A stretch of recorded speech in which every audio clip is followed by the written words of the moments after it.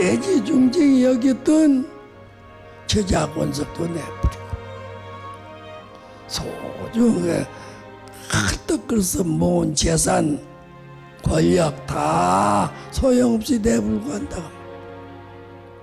갈 때는 뭐만 갖고 가느냐. 자가 지은 엄만 짊어지고 간다고 말이야. 이것을 똑바로 알고 부처님 법을 믿어야만이 우리에게 행복이 옵니다.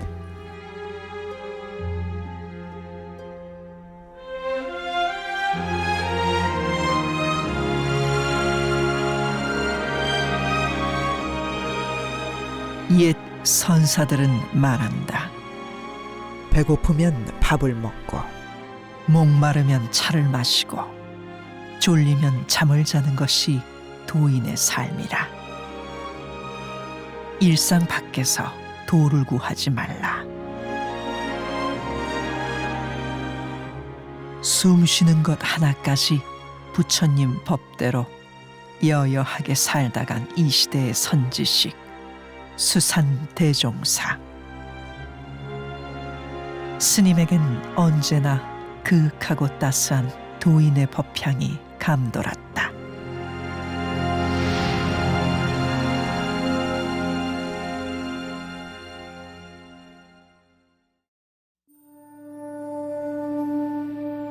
기원전 384년 영광 법성포에 낯선 스님이 한 분 도착했다.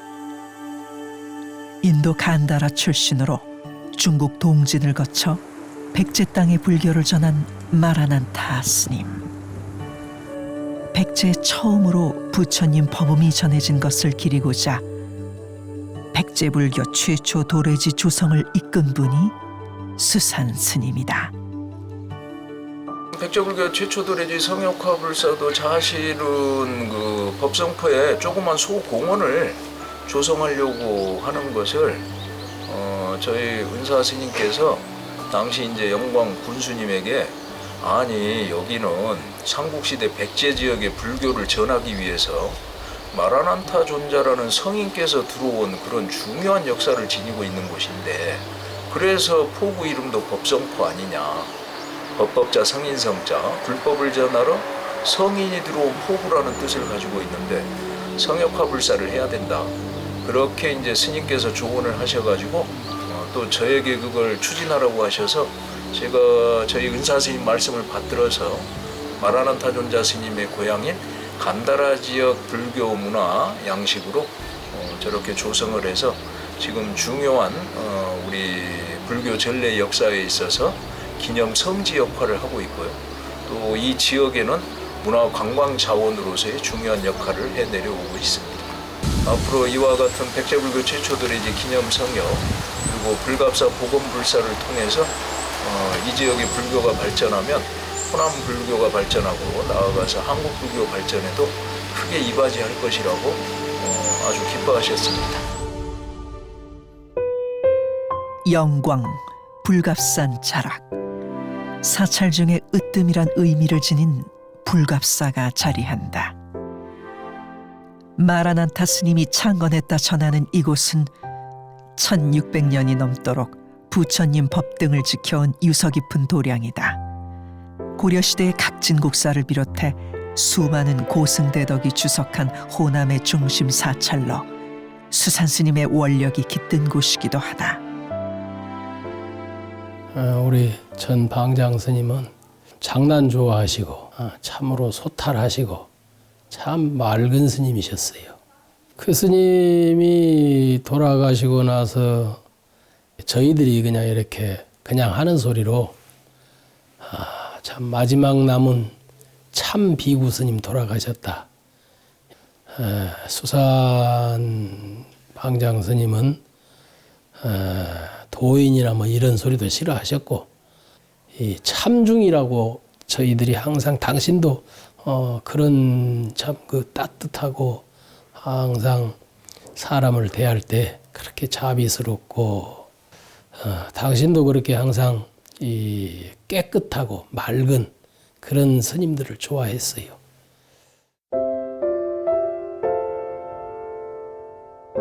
사람이 우선이다 강조했던 수산 큰 스님. 스님은 일제강점기와 한국전쟁을 거치면서 쇠락한 불갑사가 옛 위상을 되찾기를 간절히 염원했고, 제자 만당 스님이 출가도 하기 전부터 불갑사 사적기를 보여주며 당신의 마음을 전했다.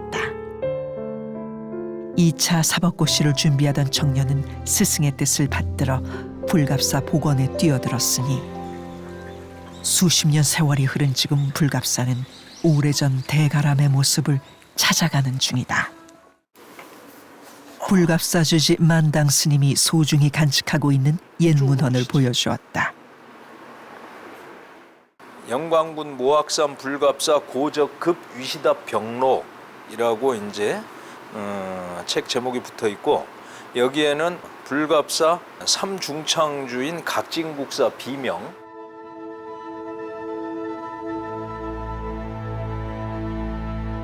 고려의 국사로 불갑사를 중창하고 이곳에서 1000여 명의 제자를 지도했던 각진국사에 대한 이야기부터 긴 세월 불갑사를 지켜온 노력과 역사의 흔적이 고스란히 담겨져 있다.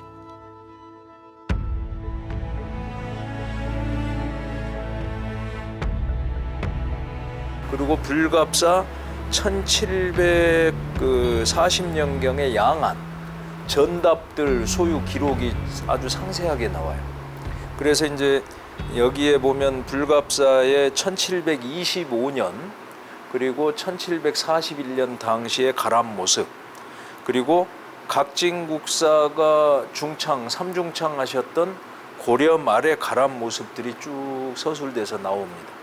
그래서 이제 저희 은사 스님께서 위에 선대 스님들한테 물려받아서 보존되어 오던 이 자료를 항상 중요한 문서를 넣어놓는 벽장에 보관하시다가 제가 이제 고식 공부하러 왔을 때 제가 일주일에 한 번씩 그 은사 스님 방에 올라가서 찾아뵈러 가요.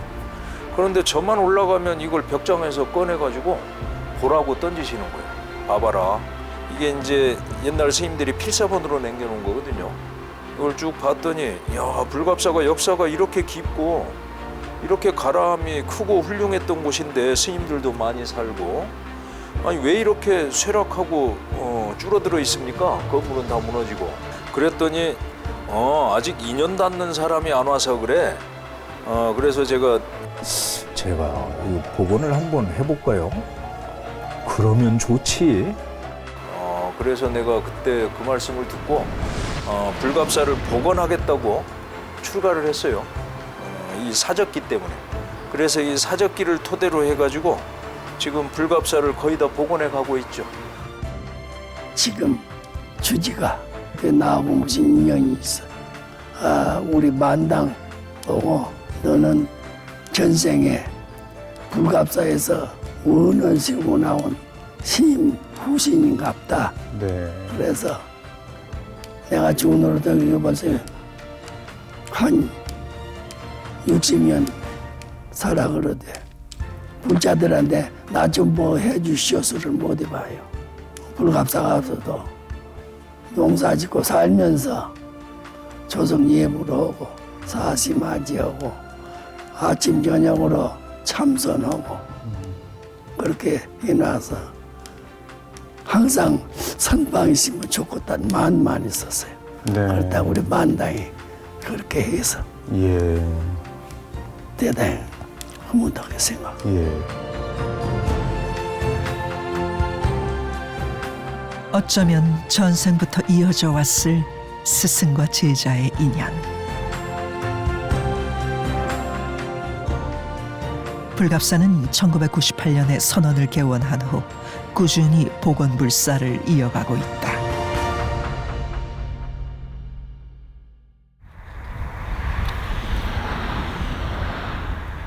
(1922년) 전북 순창에서 태어난 수산 스님은 19이 되던 해 백양사에서 출가했다. 14살의 아버지를 잃고 3년상을 마치자마자 뒤따르듯 세상을 떠나버린 어머니. 젊은 나이에 느낀 인생의 무상이 출가의 길로 스님을 이끌었다. 사남매 제가 막내인데 네. 나 태어나가지고 집에 파란 국질이 많이 있어요. 14살에 부친께서 떠나시고 삼상 딱 넘으니까 어머님이 저 잡고 오시. 그래서 삼상 넘고 내가 출가를 했습니다.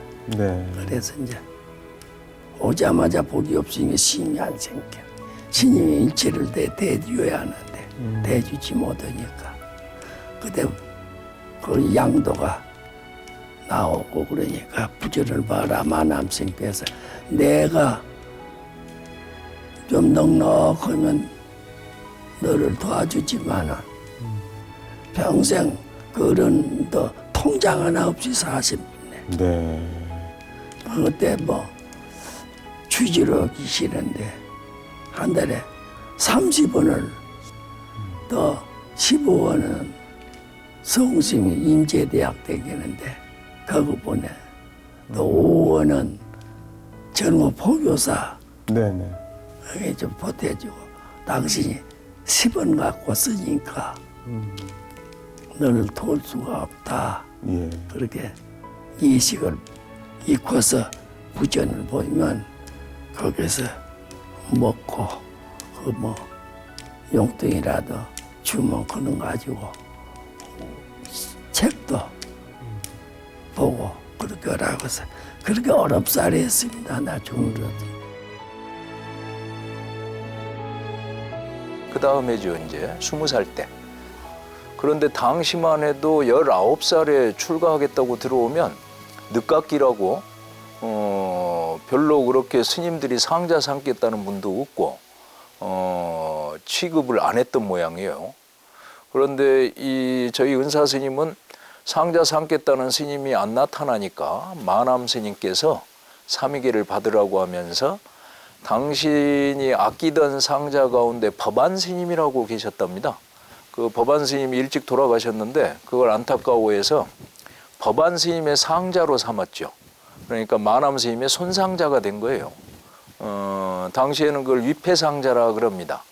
당신이 애지중진 여기던 상자가 죽어버리고 나니까 대가 없이 죽었어. 그래 놓으니까 나를 갖다가 이제 거기다가 대를 이어놨습니다. 당시에 이제 지자 종자 지종이라는 법명을 받고 출가를 해서 그 어렵게 생활하면서 강원 가정을 마치고 42년 그 다음에 1년 뒤에 마남 스님께서 바로 또 비구계를 설하셨다 그래요.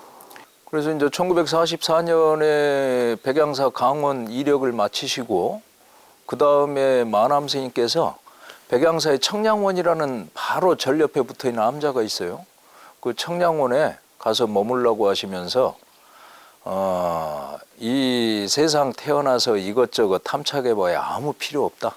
그러니 너는 지금부터 저기에서 이 세상 안 태어난 사람이라고 여기고 이 먹고 화두를 참고하고 정진해라 해서 거기에 머물게 하셨다 그래요. 그러면서 1년간을 마남 스님께서 항상 점검하시고 정진을 그렇게 하셨다 그럽니다. 백양사 청량원에서 마남 스님의 가르침을 받으며 시작한 참선 수행.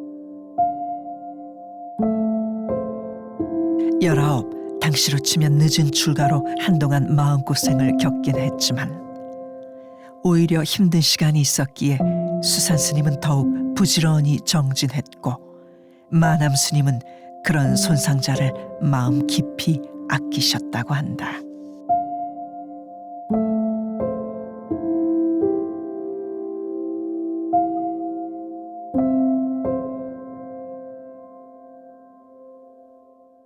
백양사 청량원에서 1년을 보낸 수산 스님은 백양사 운무남 선원을 거치며 수행자의 내공을 다졌고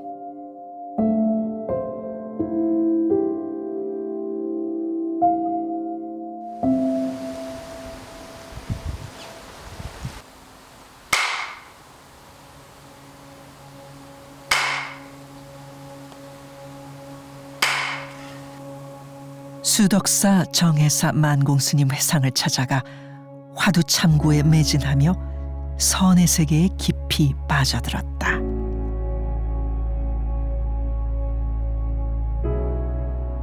선방 가서 좀 공부를 하고 싶어. 그래서 처음 출발이 수덕사 만공스님 회상에 가서 정혜사에서 3동을 났습니다. 그러고 나와서 이제 다보사 선원에 3년을 그때는 거기에서 인곡스님, 또 전강스님, 고암스님, 또 우화스님 그렇게 거기 이제 모시고 한 3년 있었다가 인곡, 전강, 고암, 우화 당대 최고의 선사들과 함께 화두 일념으로 정진했던 나주 다보사에서의 시간. 수산스님은 머리가 상기될 정도로 수행에 몰두했다. 조실이셨던 인곡스님은 그러다 큰일 난다며 화두를 놓아버리라 했지만 이미 화두가 놓아지지 않는 경지에 이르렀으니 얼마의 시간이 흐른 뒤 수산스님은 마침내 불조의 도리가 확연히 밝아지는 깨달음의 순간을 경험한다.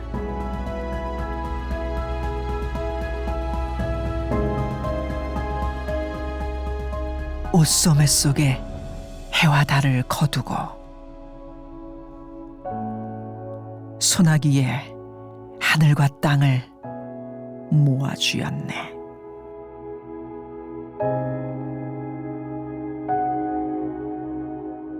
수산스님의 다음 행보는 목포로 이어졌다. 상구보리를 이루었으니 하화중생의 길을 가야 할 터.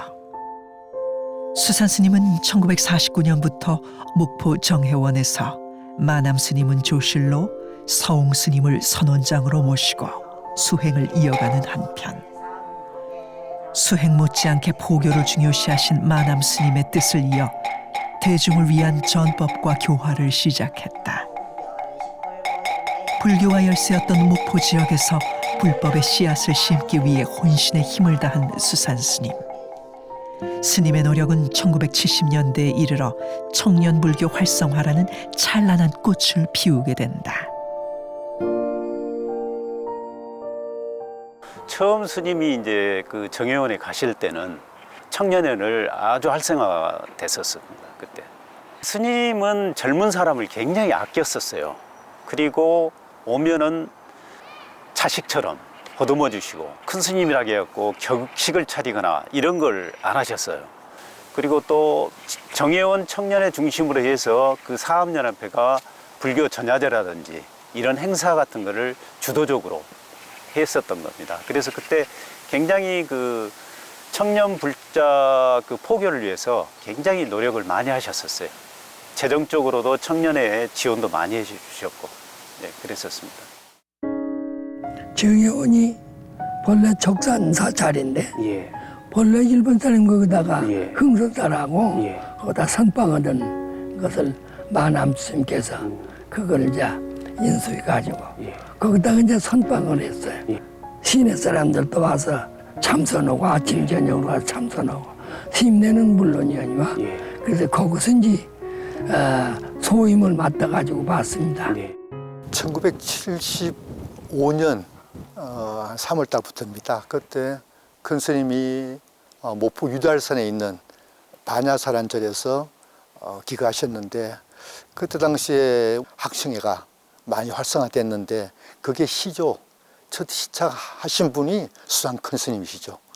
항상 강조하신 게 욕심이 없었어요. 물욕이 특히 신도들을 대할 때도 차별 없이 항상 이렇게 어떤 돈 많은 신도들이 와서 나 이번 불사를 내가 하겠다 그러면 스님은 그러면 안 된다. 십시일반 똑같은 사람이 공동하게 이렇게 기회를 줘야지 너 혼자 복짓다가 욕심 부리지 마라 그랬습니다. 그래서 욕심 없는 그 마음 지금도 그걸 제가 가슴 깊이 좀 이렇게 느끼고 살고 있습니다만은 항상 그 말씀 하셨고 저 결혼할 때 주례를 쓰셨어요. 그 주례사에도 나옵니다. 너를 자신을 알고 욕심을 부리지 마라. 이렇게 항상 그 말씀 하셨죠. 실질적으로 또 그 화와 중생이라는 부분은 포교, 특히 학생 포교, 불교의 미래를 위해서 학생 포교에 그 진심으로 노력하셨어요. 근데 우리 학생들한테는 그렇게 인자하시면 포대야. 그 군대에서 휴가 나오고 뭐 그러면은 스님이 고생했다고. 그때 당시에 저희들이 뭐 70년대니까 얼마나 그렇게 힘든 시절이고 먹고 싶은 거 이렇게 마음 놓고 먹고 맛있는 음식 먹고 그럴 때가 아닌데 그 음식점 데리고 와가지고 가서 회식도 시켜주시고 또 여름 되면은 우리들 데리고 해수욕장, 목포 유달 해수욕장 그런데도 꼭 데리고 가시고 그 아버님이었죠. 부모님이었죠. 부모님. 그때 당시에는 그런 이제 큰 그런 것을 당연한 걸로 느꼈죠. 그때는. 지금 생각하면은 갈수록 그립고, 그런 분이 또 이제는 못 만나겠죠. 영정만 제가 이제 볼 수만 있죠. 항상 그립고 그렇습니다. 가장 수산 스님의 중요함이라고 하는 것은 부처님은 물론이고 노 스님인 만암 스님의 해바라기였어요. 오로지 만암 스님. 그래서 저는 스님을 하시는 것을 보고 이것은 말로만 소리로만 하시는 것이 아니다. 온몸으로 하시는 것이다. 이렇게 생각을 하고 그 스님이 오시면은 난장판이 벌려진 큰 방이 난장판이 벌려진 것이요. 그러면서 그렇게 천진한 분인데 딱 자리를 잡고 앉아 계시면은 엄청나게 무섭고 대단한 분이에요. 거기에는 우리가 말을 붙일 수가 없어요. 뭐 일이 딱 닥치면은 명석한 그 판단력 아마 누구도 따라가기 어려울 거예요. 그러신 분이에요.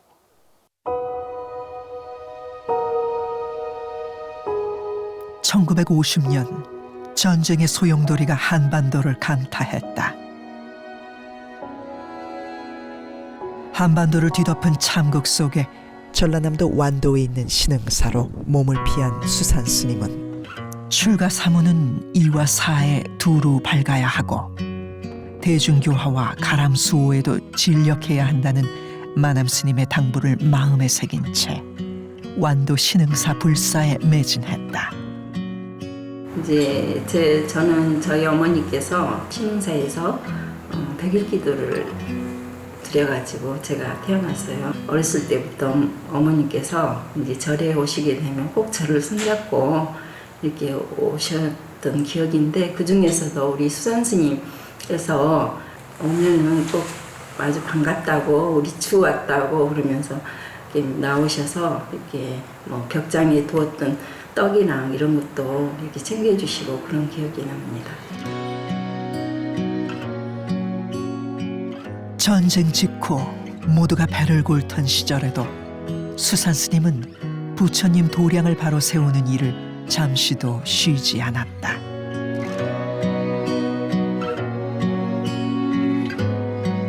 완도 신흥사를 시작으로 부안 계암사, 태백 흥복사까지 먼 길마다 않고 어려운 사찰마다 주지 소임을 맡아 15년 이상 가람수호와 포교에 진력했으니 스님이 가는 곳마다 허물어졌던 도량이 다시 지어지고 부처님 법음이 중생의 마음을 어루만지며 세상을 밝혔다.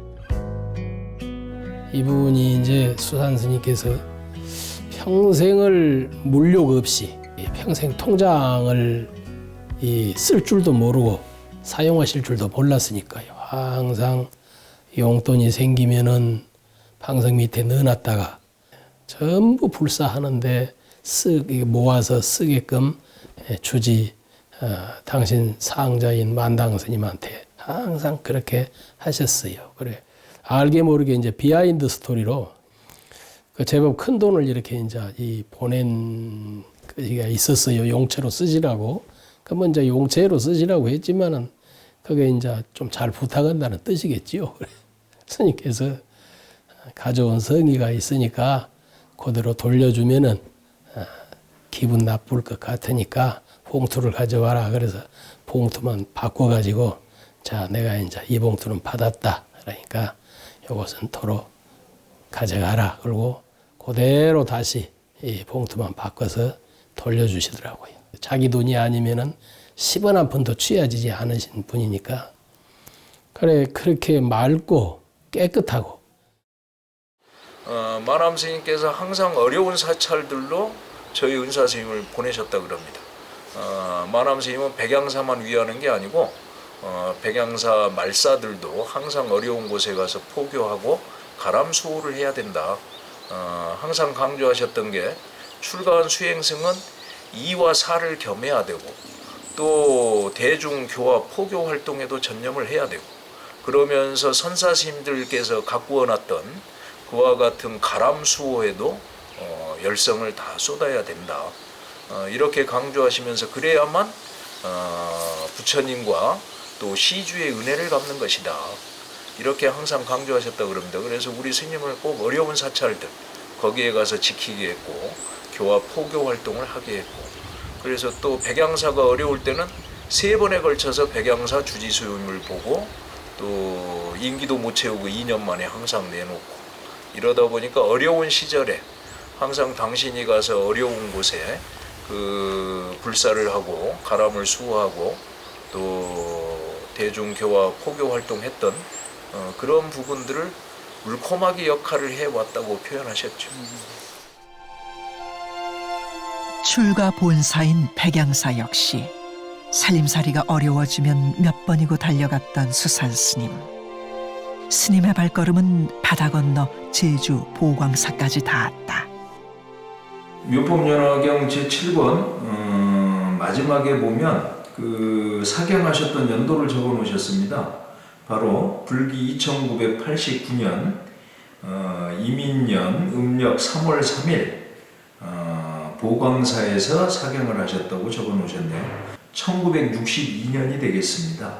그때 이제 60년대 초에 제주에 계실 때 거기에서 돌아가신 그 망인들을 위해서 극락왕생을 발언하면서 이렇게 필사하셨다고 기록이 되어 있습니다. 그리고 이제 당신께서 제주에서 나올 때 이게 왜 제주에서 관련됐냐면 그 제주는 옛날 그때만 해도 육지에서 온 스님들을 믿지를 못했대요. 그래가지고 제주에 들어와서 비구 스님들이 살면 신도분들이 그 자제분들 딸하고 결혼을 시켜서 육지로 못 나가게 붙잡아 두려고 하고 그래서 저희 스님한테도 딸하고 결혼을 시키려고 아주 집요하게 해서 걸망이고 짐이고 모든 거 못 갖고 나오고 다 놔둬버리고 그냥 몸만 빠져나와서 배를 타고 육지로 오셨다고.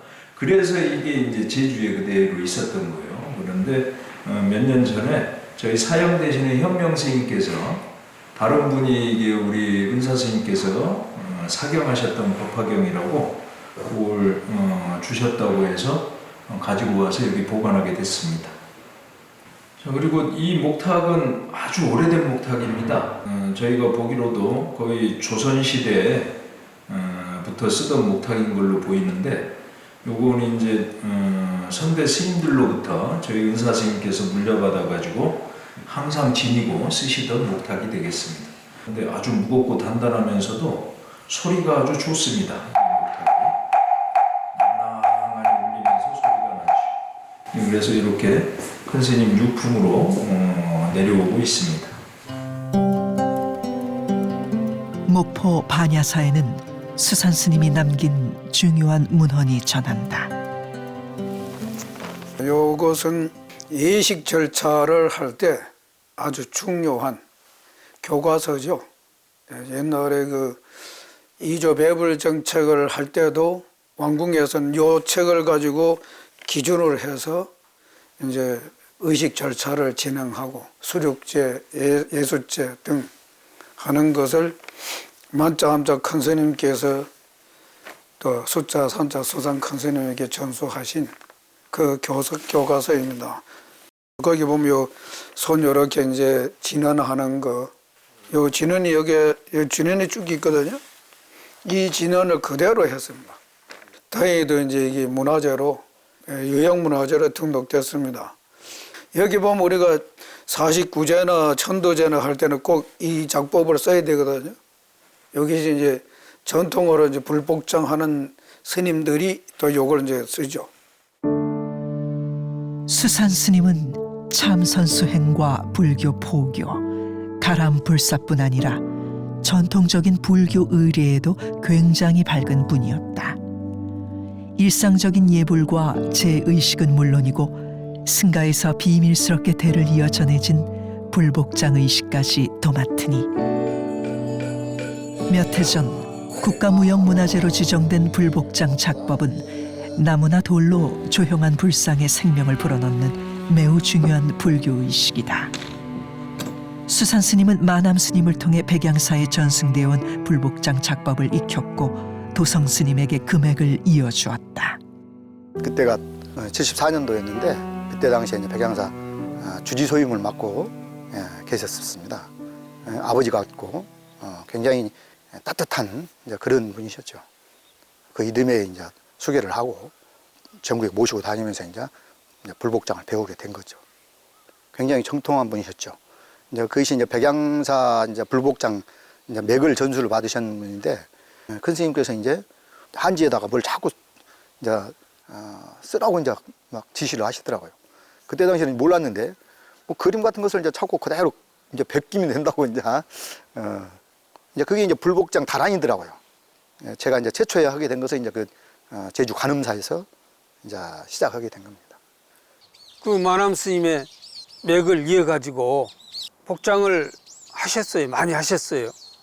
그래가지고 이제 거기에서 이제 우리 도성 스님이 지금 맥을 이었거든요. 저도 이제 수산 스님 복장하시는 것에 참여도 해봤고 그 옛날에 어떻게 그걸 배워가지고 이렇게 우리에게 이야기할 수가 있을까? 그 복장이라고 하는 것이 쉬운 일이 아니거든요. 부처님의 오장육부를 상징하기에 작은 재료 하나부터 지극한 정성과 기도로 봉행되는 불복장 작법. 그 전통이 스승에서 제자로 다시 그 제자로 계승되고 있다.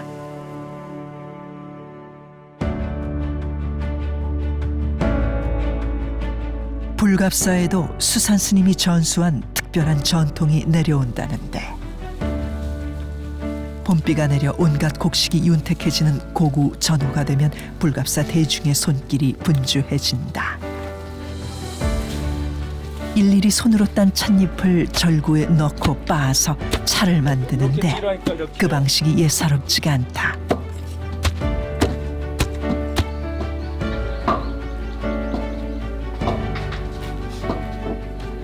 딱 해서 찰지게 해가지고 우리가 흔히 만나는 차와는 모양새도 많이 다른데 찻잎이 귀하던 시절 고구 전에 나는 향이 좋은 찻잎은 작설처럼 향이 덜한 두 번째 찻잎은 5가지 한방 약재를 섞어 건강에 좋은 떡차 형식으로 만든다. 승가에서 맥이 희미해진 전차의 제다법을 수산 스님이 배우고 연구해서 복원한 것이다.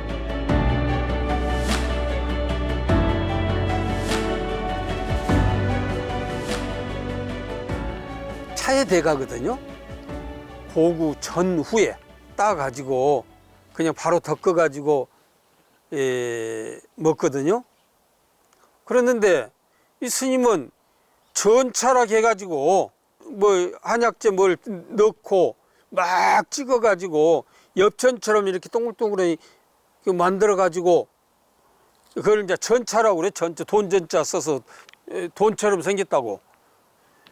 그렇게 해가지고 열반에 드시기 직전까지 드셨을 거예요. 우리가 뭐 조주 스님의 차, 조주다 이렇게 이야기를 하는데 그것을 실제 만들고 체험하고 가르쳐 주신 분이 수산 스님입니다. 저희 스님은 전차 이전에 작설차의 대가죠, 사실은.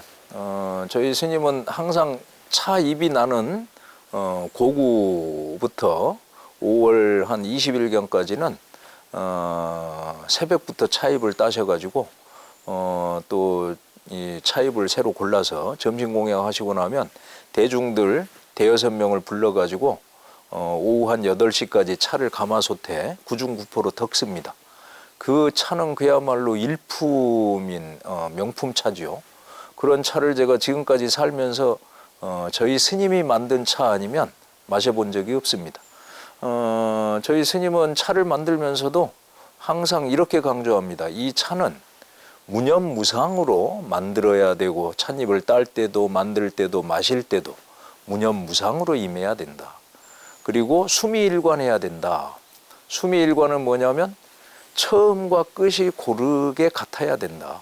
그래야만 다선일미의 선차라고 할 수 있는 것이다. 바로 차를 만들고 마시는 과정을 선수행과 연결해서 일상생활 속에서 항상 그렇게 실천해 오셨던 분입니다.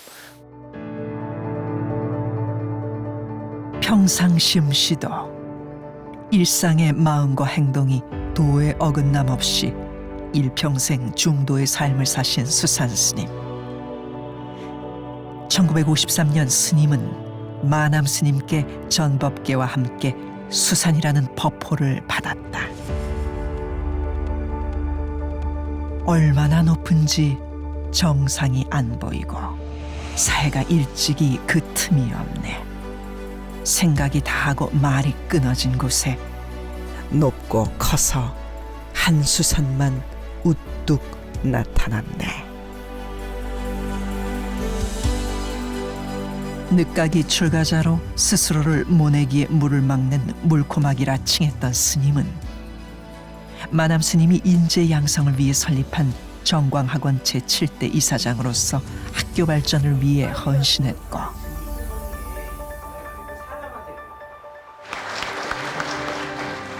2004년 봄에는 법전, 녹원, 성수, 보성, 고산, 진제, 지관 스님과 더불어 한국불교의 수행력과 지도력을 상징하는 대한불교 조계종 대종사 법계를 품서받았다.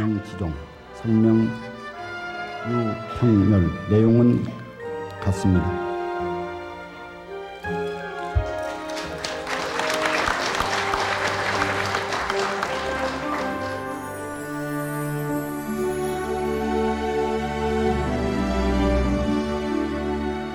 또한 종단의 원로 의원으로서 2007년 6월 분단 이후 처음으로 내금강의 사찰과 불교 유적지를 순례하기도 했다.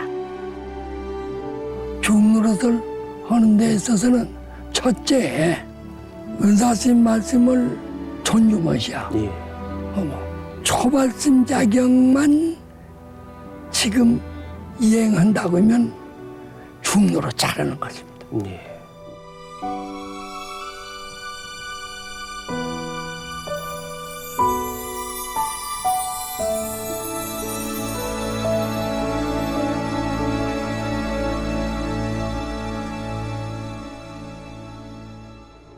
고불 총림 방장으로서 세연을 다하는 날까지 중생을 교화하고 후학을 지도하며 백양사의 미래를 위해 사부대중의 화합을 이끌었던 수산당 지종대종사.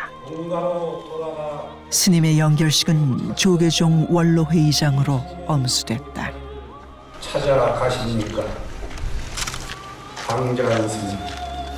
일을 하거나 밥을 먹거나 수중에 해와 달이 들어오고 하늘과 땅을 움켜쥐셨으니 스님이 마주한 참된 주인공의 명명백백한 모습은 바로 스님께서 그리신 평생의 자화상입니다.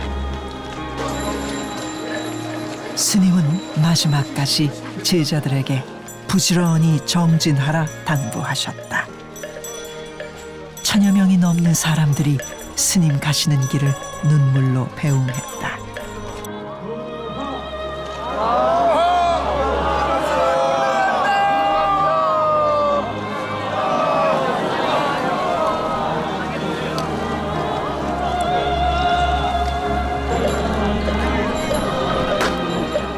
우리 큰 스님은 항상 강조하신 게 언행일치, 지행일치입니다.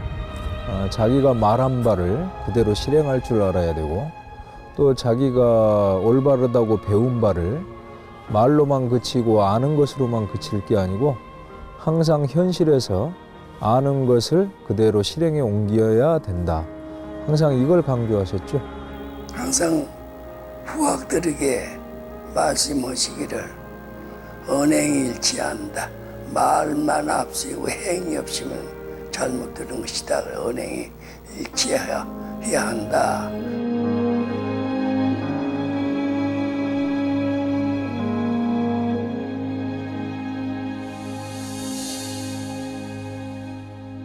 백양사에 출가를 하셔가지고 이만큼도 백양사를 떠나서 사시지 않았던 분이 수산 스님이에요. 평생을 구도적 자세로 살아가는 그 모습이 너무 참 훌륭하시고 비구성에 이 귀감이 되는 그런 스님이었습니다. 마지막 참 비구 스님이 이제 가셨구나. 깨끗한 스님이 가셨구나. 다들 그렇게 한탄했던 기억이 있습니다.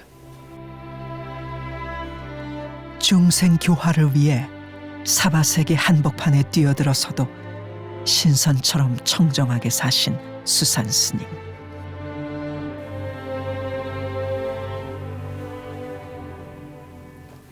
아이고, 내가 이제 스님께 좀 보탬이 된다고 느낄 그 시간에 스님이 이제 안 계시니까 굉장히 보고 싶고, 내가 대통령상을 탈 때도 스님이 계셨다면 모시고 가가지고 스님 상자도 이렇게 합니다, 이렇게 얘기하고 싶은데 그 얘기를 할 데가 없으니까 너무 아쉽고 항상 섭섭하고 죄송스럽죠. 스님 그립네요. 오늘 같은 날도 계시면 얼마나 좋겠어요. 스님은 내 몸이 부처님 몸이 되고 법당도 되지만 잘못 살면 마구니 집이 된다며 늘 스스로와 제자들을 경책했다. 저희 스님들 찾아와서 이 말 저 말 하면 남 얘기하고 그러면 까치 뱃바닥 같은 소리 하지 말고 너나 잘해라 너나. 남 얘기하지 마. 너나 잘해. 이런 말씀을 많이 하셨죠. 인자하고 자비스러운 모습 그리고 그렇게 해맑게 웃으시는 그런 모습들 어려운 순간들 곤란한 순간들에 봉착할 때마다 당신이 안 계시니까 정말로 제가 가르침을 받고 여쭙고 할 어른이 안 계셔서 항상 그때마다 그리운 마음이 일어납니다.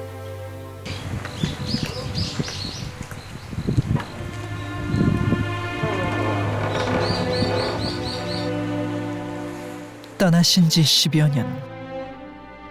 수산 스님이 입적에 드신 불갑사 염화실은 지금도 당신의 흔적이 그대로 남아있다. 육신은 안 계시지만 스승의 뜻을 꿋꿋이 이어가겠다는 제자의 다짐이다.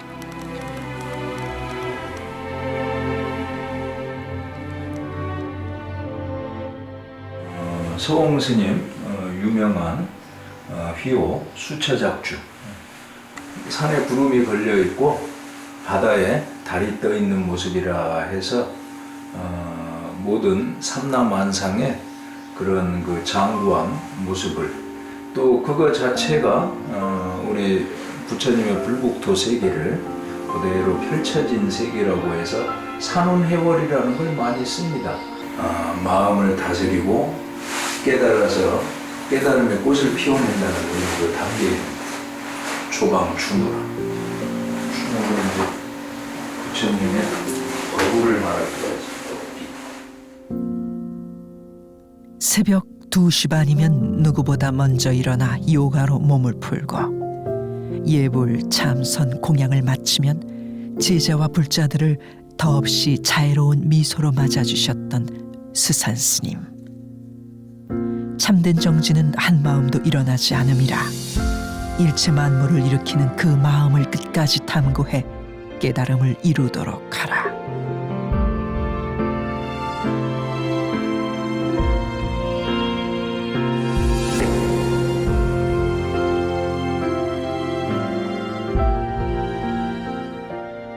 스님은 흐르는 물처럼 여여하게 당신이 있는 그 자리에서 주인으로 살다간 우리 시대의 선지식이셨다.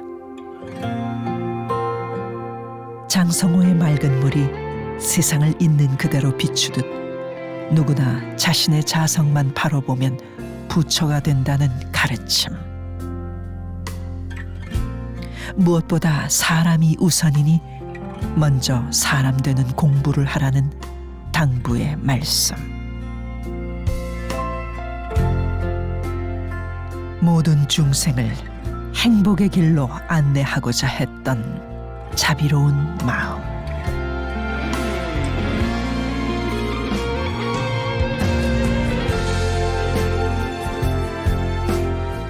마남 스님의 뜻을 계승하고 서웅 스님의 뒤를 이어 고불 총님의 방장으로서 백양사를 지켜내고 호남불교의 기틀을 마련한 수산당 지종대종사. 범납 72세, 세납 91세로 입적에 드시기까지 스님이 말이 아닌 삶을 통해 보여준 실천의 가르침은 한국 불교의 미래를 밝히는 오랜 등불로 남을 것이다.